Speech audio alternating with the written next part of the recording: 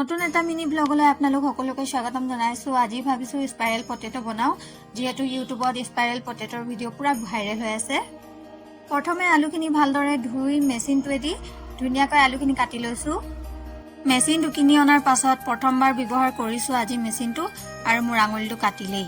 গোটেইখিনি আলু মেচিনটোৱেদি কাটি ললো, আৰু এতিয়া দেখিবলৈ ইমান ধুনীয়া লাগিছে চব।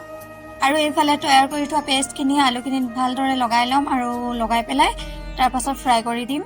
ভাবিছো স্পাইৰেল পটেটোৰ দোকান এখনকে খুলো, আপোনালোক সকলোৱে আহিব, খাই যাব, কেনেকুৱা লাগিছে ক'ব। এইফালে গৰম গৰম তেলত আলুখিনি দি পেলাই ফ্ৰাই কৰি লৈছো ভালদৰে, একদম মচমচীয়া হোৱাকে।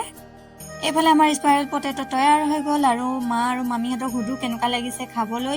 আৰু আজিৰ ভিডিঅ'টো ইয়াতে সমাপ্ত কৰিছো, নেক্সট ভিডিঅ'ত আকৌ লগ পাম। কেনেকুৱা লাগিছে? ভালে লাগিছে খাবলৈ। টেষ্টি হৈছে নে? টেষ্টি হ'ল, ধুনীয়া হ'ল, খাবলৈ টেষ্টি লাগিছে। আমাৰ ঘৰতো নি যাম, আৰু কাষ্টমাৰ মাতিব লাগিব ন এতিয়া খাবলৈ? মাতিব লাগিব।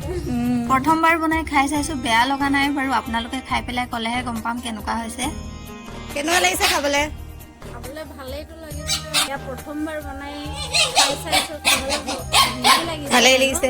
ভাল লাগিছে। এতিয়া বাকী কাষ্টমাৰ অহা কথাটোহে ন? আপোনালোকেও আহিব এবাৰ খাই চাব। ভিডিঅ'টো চাই ভাল পালে লাইক কমেণ্ট শ্বেয়াৰ কৰি দিব, আৰু ছাবস্ক্ৰাইব কৰিব নাপাহৰিব।